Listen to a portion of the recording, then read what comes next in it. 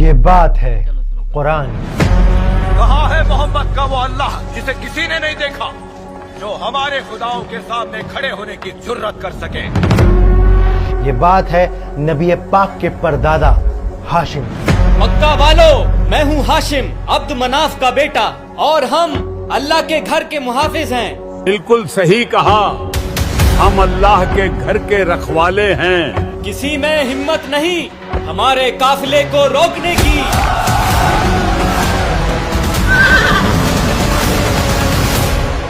یہ بات ہے سورہ قریش کی. لإيلاف قريش إيلافهم رحلة الشتاء والصيف. مدرسوں میں اکثر سورہ قریش حافظ جی ڈنڈی مار کے یاد کرائی دیتے ہیں. لإيلاف قريش إيلافهم رحلة الشتاء والصيف.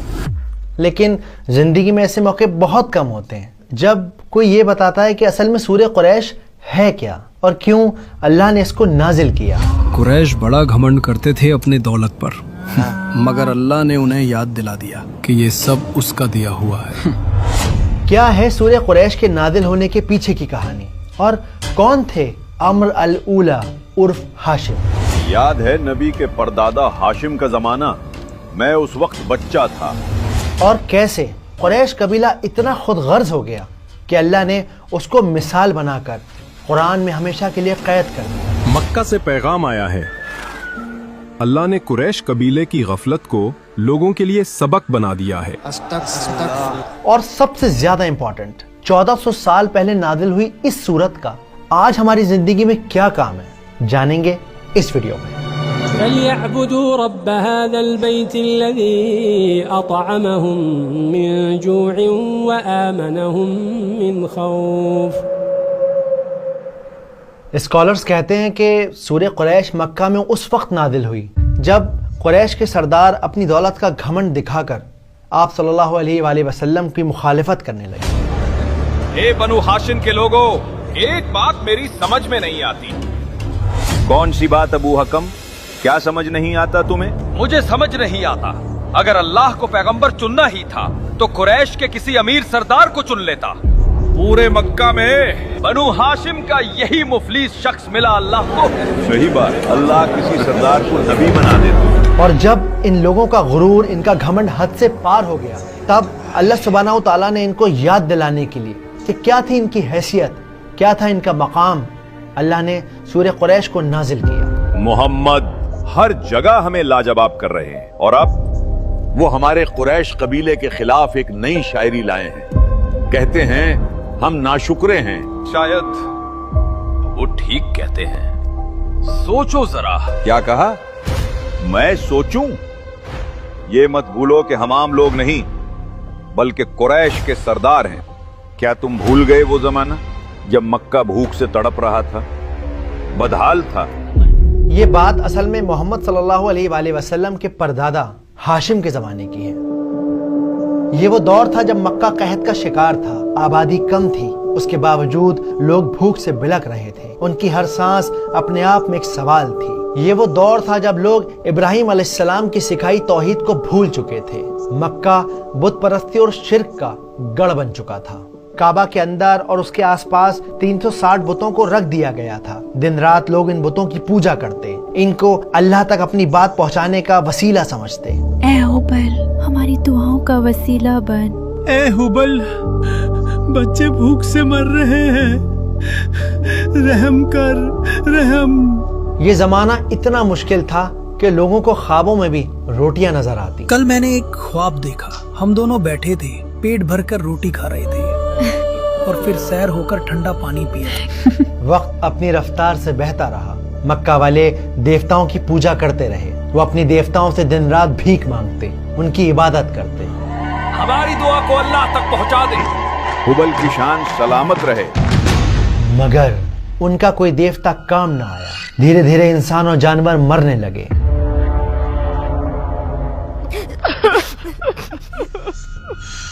اور پھر ایک امید جگی، ایک آواز اٹھی. ارے یہ کون ہے؟ عبد الہاشم، کعبہ کے سردار آ رہے ہیں.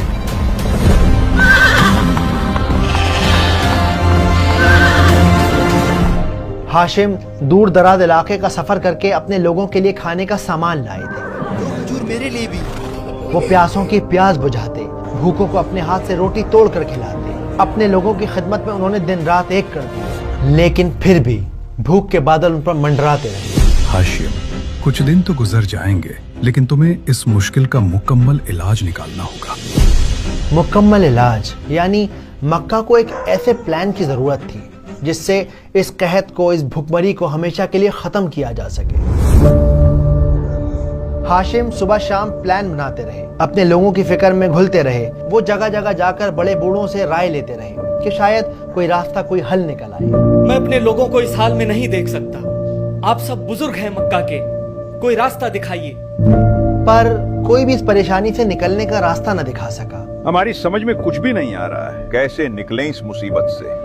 इस इलाके के बारे में तुम तो जानते हो। मक्का एक रेतीला इलाका था। वहाँ न फल पैदा होते थे, न सब्जियां, न ही सोने की खदानें थी, न हीरे की। चारों तरफ बस रेत ही रेत थी और मुट्ठी भर भूखे लोग। वो करते भी तो क्या। वक्त यूं ही गुजरता रहा। न जाने कितनी जिंदगियां मौत के हवाले हो गई। हाशिम गौर व फिक्र में डूबे रहे और फिर एक दिन उन्हें ख्याल आया कि मक्का वालों की सबसे बड़ी ताकत अल्लाह का घर काबा है। ये मैंने पहले क्यों नहीं सोचा? ये तो सबसे बड़ी ताकत है। और इसी काबा का नाम इस्तेमाल करके वो मक्का का पहला तिजारती सफर करेंगे। कबीले वालों, हम कारोबार करेंगे। सर्दियों में यमन का सफर करेंगे और गर्मियों में सीरिया का। ये क्या कह रहे हैं? ताज्जुब है। ये बात तो कभी सुनी नहीं। हद है। इस ऐलान को सुनकर मक्का वालों के होश उड़ गए। आज तक किसी ने ऐसी बात नहीं सोची थी।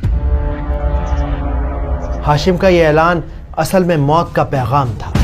क्या ये ऐसी बात नहीं जैसे हम खुद अपनी मौत को दावत दे रहे हों? हाँ बिल्कुल, पागलपन है, पागलपन। शाम ढलते ही डाकू हमारा माल लूट लेंगे और हमें कत्ल कर देंगे। कबीले वालों की ये बातें सुनकर हाशिम मुस्कुरा दिए।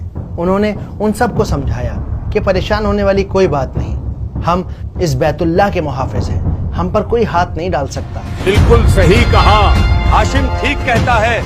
हम पर कोई हाथ नहीं डाल सकता। हम हैं कुरैश। असल में उस जमाने में काबा के अंदर 360 बुतों को रख दिया गया था। ये बुत अलग अलग इलाकों के, अलग अलग कबीलों के बुत थे और हर कबीला अपने बुत की पूजा करने साल में एक न एक बार मक्का जरूर आता था। इस बार देखना, लात और उज्जा मेरे तोहफे से खुश हो जाएंगे। खास तोहफा लाया हूँ उनके लिए। हाँ, क्यों नहीं। तो अगर कोई कबीला कुरैश के काफिले पर हमला करता तो उसे इस बात का जरूर डर लगा रहता कि कहीं ऐसा ना हो कि कुरैश वाले उनके बुत को कोई नुकसान पहुंचा दें या उनके बुत को काबा से निकाल कर फेंक दे, क्योंकि इन दी एंड जाना उन्होंने साल में एक ना एक बार अपने बुत की पूजा करने के लिए मक्का ही था। किसी ने अगर जरूरत भी की तो निकाल देंगे उस कबीले के बुत को। हाँ बिल्कुल। और जब ये बात सबको समझ में आ गई तो कुछ ही दिनों में सफर की तैयारी कर ली गई। सफर लंबा है मेरे बेटे। बाबा आप फिक्र ना करें, मैं जल्द लौटूंगा, बस इजाजत दें।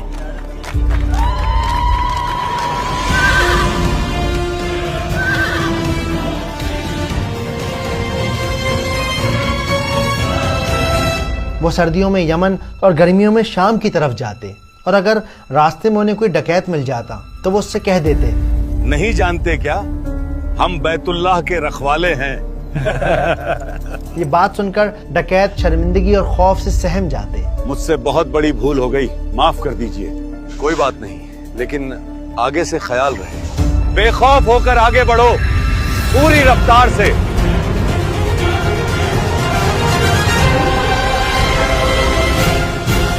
और इस तरह काबा के मक्का में होने की वजह से कुरैश बेखौफ होकर सर्दी और गर्मी का सफर करते रहे। देखते ही देखते मक्का एक बिजनेस हब बन गया। लोग खुशहाल और अमीर हो गए। इन लंबे सफर की वजह से कुरैश को दुनिया का इतना एक्सपोजर हो गया कि वो बाकी कबीलों से पैसे और इल्म के मामले में बहुत आगे निकल गए। उनके ताल्लुकात कई मुल्कों के बादशाहों के साथ बन गए। اور انہی بہت سارے سفر کے دوران انہوں نے کیلیگرافی یعنی کہ رسم الخط سیکھا، جسے بعد میں قرآن مجید کو لکھنے کے لیے استعمال کیا گیا۔ یہ رسم الخط میں نے سردی اور گرمی کے سفر کے دوران سیکھی ہے۔